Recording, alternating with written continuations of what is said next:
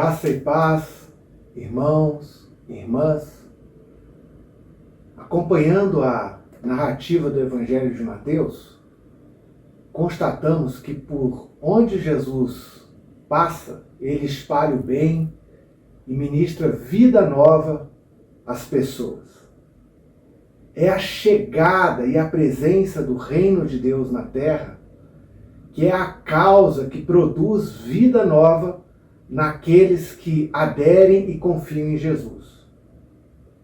Acho que com você ocorre o mesmo que acontece comigo quando leio ou escuto essas histórias de Jesus concedendo vida nova. Brota no coração uma expectativa, um desejo, uma esperança de que ocorra o mesmo conosco. A gente que vive dias tão difíceis e tão sofridos. A boa notícia é que Jesus continua partilhando e ministrando o seu poder, a sua glória, a sua bondade hoje. É como o apóstolo Paulo declarou: todos nós, com o rosto descoberto, contemplando a glória do Senhor, somos transformados de glória em glória na sua própria imagem, como pelo Senhor que é o Espírito.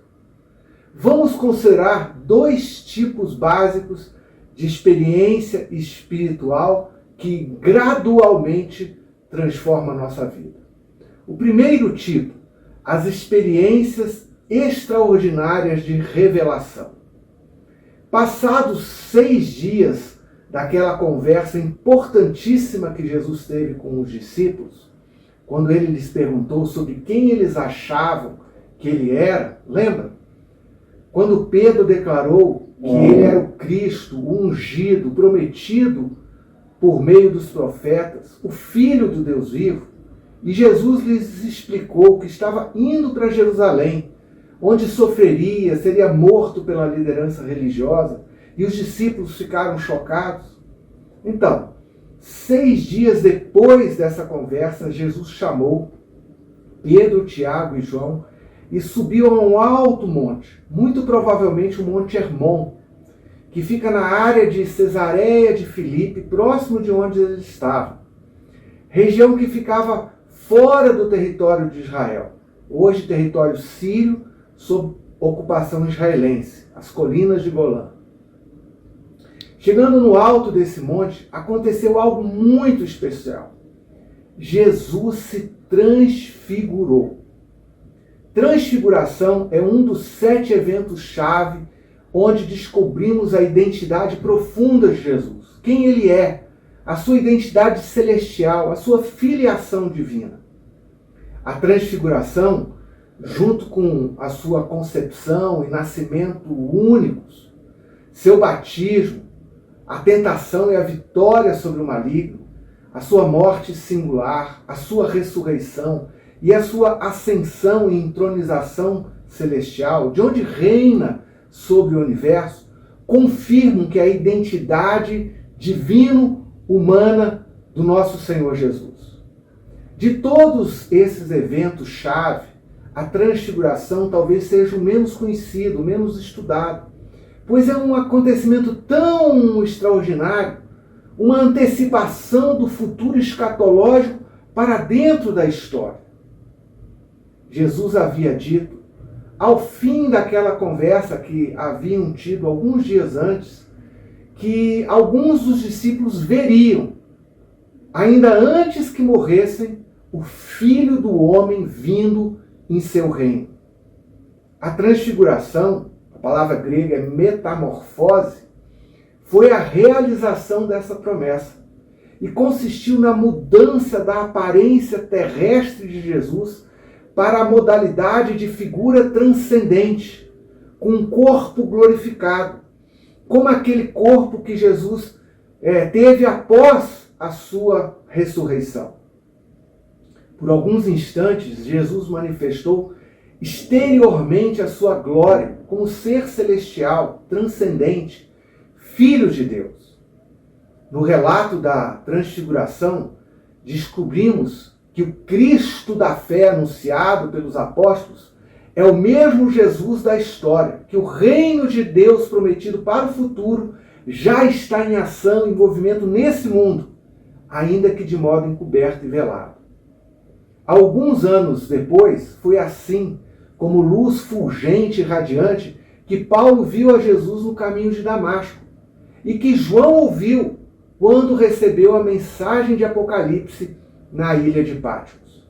Na transfiguração, o corpo mortal, perecível, de Jesus foi revelado como glorioso, incorruptível, o mesmo tipo de corpo que todos os que confiam nele receberão por ocasião da ressurreição dos mortos.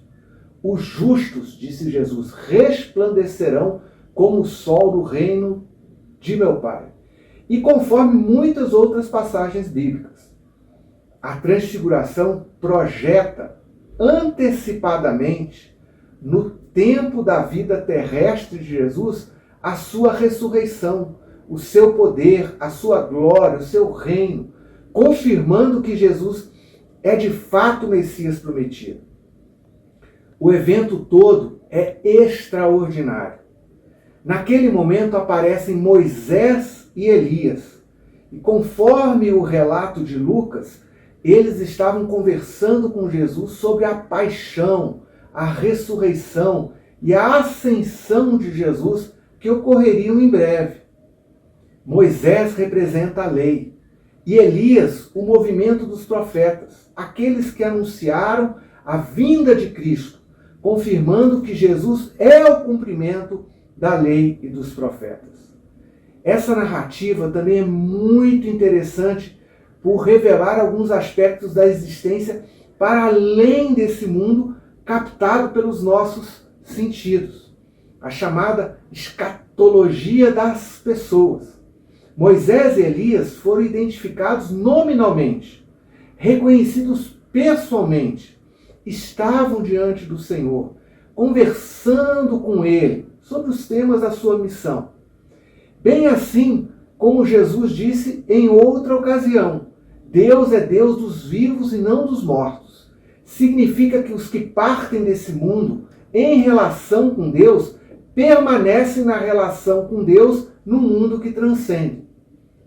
Alguns acham que a reação de Pedro nessa história foi meio abobada, imprópria.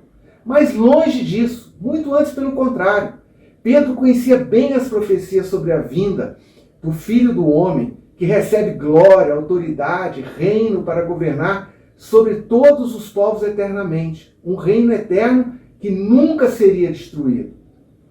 A proposta de construir 3 tendas, uma para Jesus, outra para Moisés, outra para Elias, é uma resposta que leva em conta aquilo que o profeta Zacarias havia ensinado ser a postura adequada à manifestação do reino de Deus na história. Celebrar a festa das cabanas ou das tendas.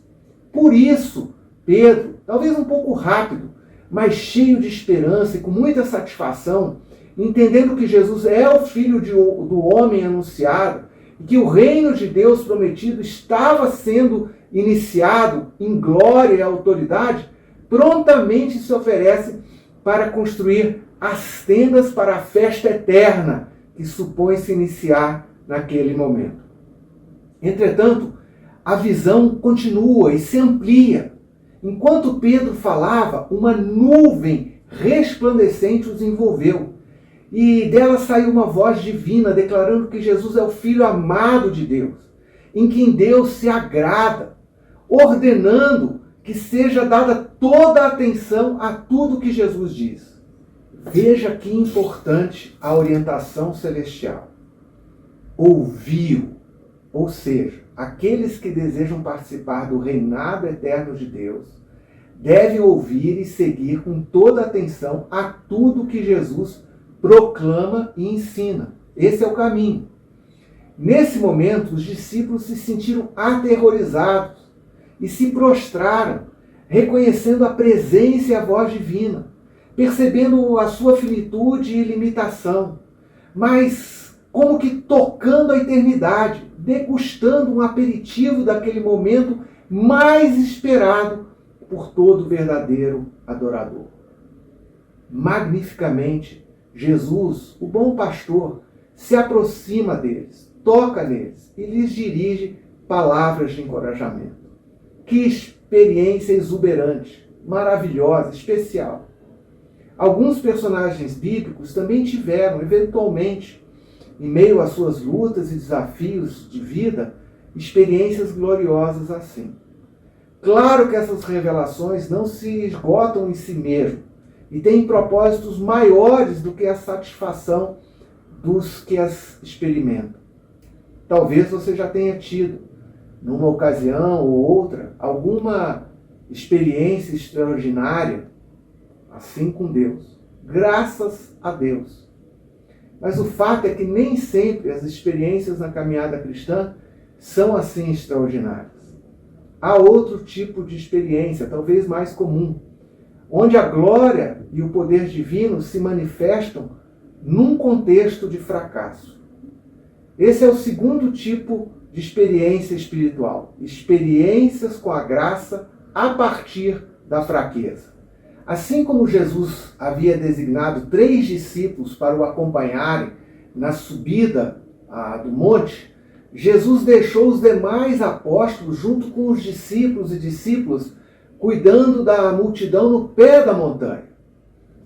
Enquanto os 3 desfrutavam daquela experiência única com a glória de Deus, os demais seguidores de Jesus tiveram uma experiência espiritual difícil a partir de um contexto bem complicado.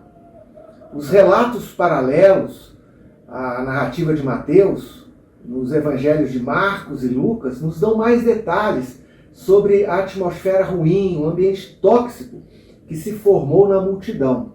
Alguns escribas chegaram e começaram a debater, e questionar e contender com os discípulos. Um pai havia trazido um filho dominado por um espírito maligno, e eles não conseguiam expulsar esse espírito mau. A sensação de tristeza, de desespero do pai, a gente sabe como que a gente fica quando um filho nosso está doente ou passando por um problema e não achamos a solução. Então, essa agonia do pai se juntou ao sentimento de frustração e impotência dos discípulos. Respirava-se incredulidade no ar, como Jesus diagnosticou logo que desceu do monte. O pai, angustiado, suplica a ajuda de Jesus, dizendo que seu filho tem ataques, que sofre muito, que se atira no fogo, na água, e que os discípulos não deram conta de curá-lo. Jesus, atenciosamente, manifesta novamente a sua bondade e o seu poder. Ele manda que tragam o menino e expulsa o demônio, cura o garoto e o devolve ao convívio familiar. Que cena gloriosa! A libertação de uma pessoa das forças malignas e a sua restauração física, psicológica, bem como a reintegração no convívio familiar. Trata-se de uma manifestação da glória de Jesus, a mesma que foi revelada na montanha, porém agora de modo indireto, não explícito. Passado o turbilhão desses acontecimentos, os discípulos se aproximaram de Jesus, em particular, e conversaram com ele para compreender e elaborar aquela experiência humilhante, frustrante, de fracasso pela qual haviam passado. Jesus, o bom pastor, cheio de graça, então lhes explica que a fé deles ainda é minúscula, que é a fé que põe as coisas em movimento, e que a fé ganha densidade por meio da oração e do jejum. E que quando tivesse um mínimo de fé, eles poderiam remover não apenas demônios, mas também montanhas.